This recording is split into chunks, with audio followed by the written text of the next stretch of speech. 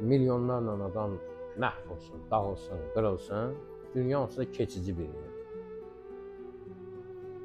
50 il, 60 il, 80 il, 40 il yaşayacaqsan, sonra oxuyacaq gün gedəcəksən. Bura keçici yer. Allah bura müdaxilə eləmir. Allah bura qanunlar qoyur. Səbəb-nəticə qanunları qoyur. Yaxşı şey ək, yaxşı şey biç. Səbəb-nəticə. Biz başqalarının həyatının üstündən başlayırıq mühakimə eləməyə Allahı. Niyə görə? Bu qan tökən, bu zalimlər keyflə yaşayırlar, hər gündən bulan villaları falan. Sən bilirsən, xoşbəxt deyil.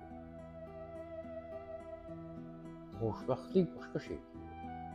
Onun olsun Allaha, onların dərdi, o deyir, dağın da dərdi dağ boyda olur. Onun dərdini Allah heç kəsi göstərmez. Məsələ xoşbəxt olmalıdır.